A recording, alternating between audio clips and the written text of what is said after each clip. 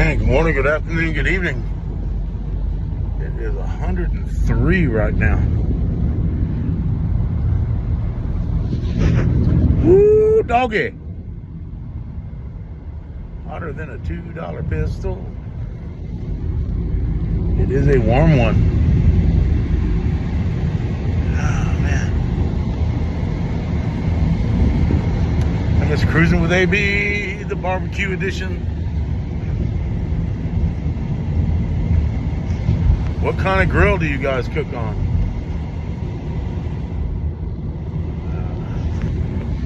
I had a stick burner, as we call them down here. It was a barbecue pit, and it had an offset firebox on the end of it. Not a real expensive one. It wasn't made out of thick metal. It was one you could get at Home Depot or Academy or someplace that's sold them. They're like $150 or something like that. You bolt them together. And I used one of those for years. And I mean, I've had Weber's before. Weber's a good pit. It's a dang good pit. I mean, you don't have to have a $3,000 barbecue pit to cook good food. Because down here in the South, I guess in any part of the country now, briskets are really popular. Pork butts, ribs. Of course, everybody cooks chicken. But, you don't need to have that expensive. We're just talking about wood burning things right now. I use a pit called, Old Smoky, and it's a 22-inch grill, and it looks like two big water buckets put on top of each other in the opposite way. And I've found that, in my opinion, is one of the best grills out there. And they're like, $80. I haven't had to pay for any of mine because, for whatever reason, I had friends that had them and bought them brand new, and they ended up getting a big barbecue pit, so they can cook a lot of meat, and they gave me theirs. So I haven't had to buy one of these things, but if you buy one, I think they're about $70, $80 to get one. Old Smoky, 22-inch, jumbo size. I bought a temperature gauge, drilled a hole in the side of it, put a temperature gauge in it. And that has been one of the best things I've ever had to cook on. As far as fuel efficiency, is fantastic. I can take a charcoal chimney, a bigger one, and fill it full of charcoal, put that in, and a couple of chunks of post oak or mesquite or apple, whatever kind of wood you like to use. Maybe 2 or 3 chunks of wood on there, maybe 3-inch by 3-inch chunks, and I could cook and hold temperature for at least 4 hours, maybe even 5. And I tell you what, that's very minimum amount of fuel as compared if you were going to do that on a big stick burning barbecue pit smoker.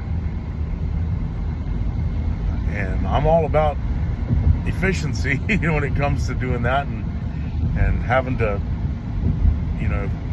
go buy wood, or luckily I have an oak tree, and so I've got a good supply of oak. But those who don't, then they've got to go buy it from somebody or go buy it at the store. And like I said, I've had Weber's in the past, and they're a really good grill, but man, they know that they're good and they price them accordingly. Gas grills, I've only had one gas grill in my life, and that was the one that still used the ceramic briquettes. And my neighbor was throwing his away because his wife bought him a brand new gas grill, and he put that out on the curb, and I go, "What's wrong with it?" "Oh, I think it needs a new regulator or something." And so, you mind if I take it? So I took it and I fixed it, and I used it for about a year. And it was really great to be able just to go out there, turn on the bottle, and fire it up and cook some hamburgers real quick.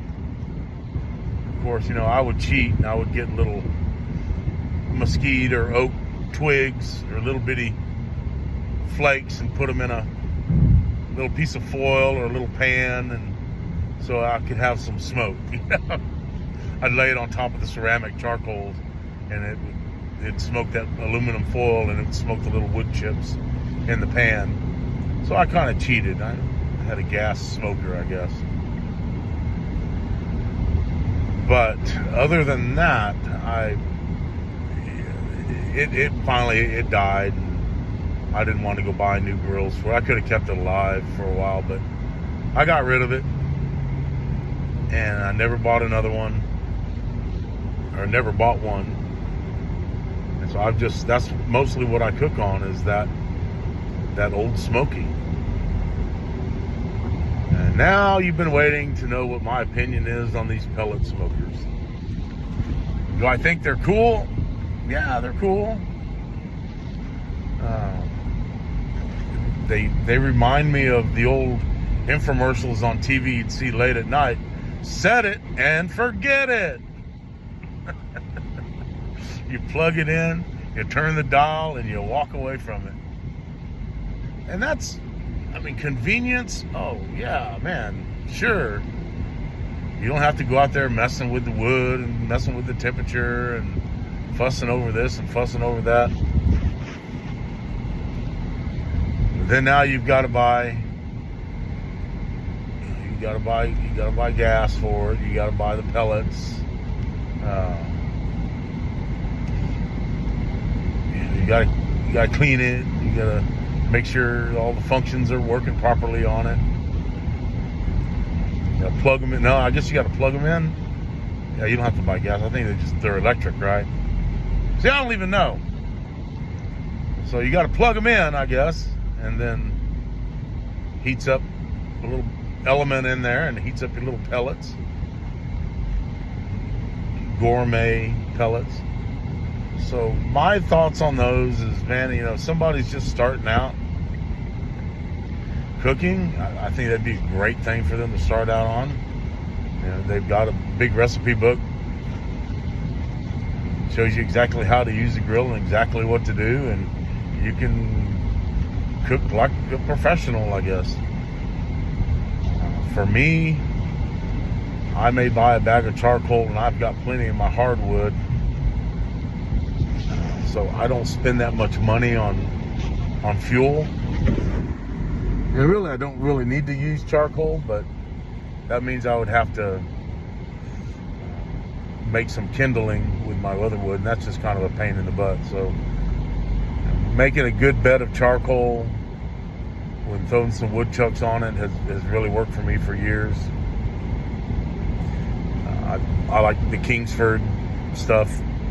I don't buy any of the stuff that has a lighter fluid in it. I don't use charcoal lighter fluid to light my fires. I've got that chimney, and I've got some fire starters, or I use a piece of newspaper or something to start up the charcoal, get it going. But that's just me. The pellet smokers, I just can't.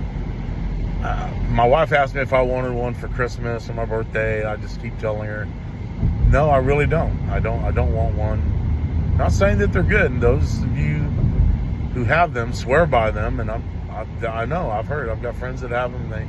They're great. They're fantastic. We love it. It's just not for me. Now, if somebody gave me one, I'd say, sure, I'd take it, check it out, see what's going on. Try to figure out a way where I didn't have to use those silly pellets. But I do like the features of keeping the temperature constant, and that's, to me, that's pretty important when you're smoking a brisket. So that pretty much covers pits. mean, if you're cooking a brisket or a pork butt or chicken, man, you've got to, internal temperature is key, especially on a brisket. You want to make sure that you don't overcook it. And chicken, obviously, you don't want to serve people undercooked food, so make sure that the temperature of the internal temperature of the meat is what it's supposed to be. I think for chicken it's 165 in the breast and 175 in the thigh. I don't let my briskets cook over 203, 204 degrees before I pull them.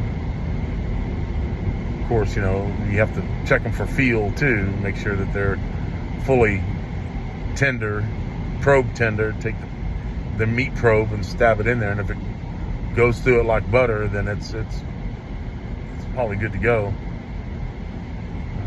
You know, resting a brisket is really important. At least minimum an hour or two.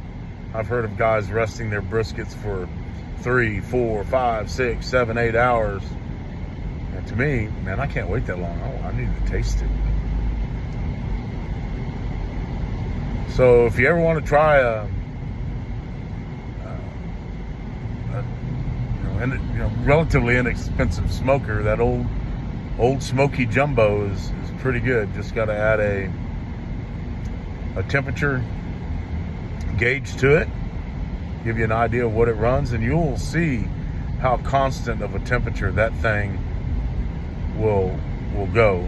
I mean, pretty much it's like setting it and forgetting it, in my opinion. I can go, if I go to bed at night, if I put a brisket on at midnight, and I have a good bed of charcoal and a bunch of wood chunks on there, I put the lid on it, turn my vents to where I know they need to be, and I will go to bed and not worry about it. And I'll get up at 6 o'clock in the morning or 5 o'clock in the morning and see where we're at. No looky, no worry. And I have yet to mess one up.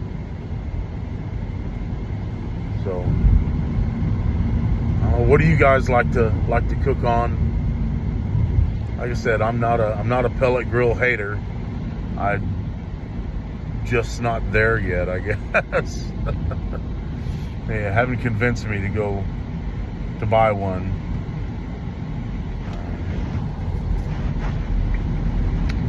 But anyway, it was just something to talk about.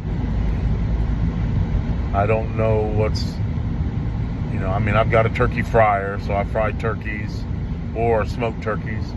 Like I said, that old Smoky, if you look at some of my videos, cooking videos, I've got an 18 to 20 pound turkey on there. I can cook, 14, 15 pound briskets, pork butt. Ribs are kind of hard to do because I've got to stack them on top of each other. And I just use some wood. I've got some wood blocks that I use to put in between the ribs, and I'll just stack one rib on top of the other one. Doesn't take up much room on my patio. They're easy to clean. And there you go. I've had mine for several years now. One recommendation, if you do get one, I would probably use one of those pans that you got with your oven, a roasting pan that you never use that's in the bottom of your oven, and use that in the bottom of that barbecue pit, of that old Smoky, for your charcoal. It'll keep you from burning out the bottom of that thing. It'll make it last a lot longer. So that's my recommendations. We're ready to stop the traffic, and later.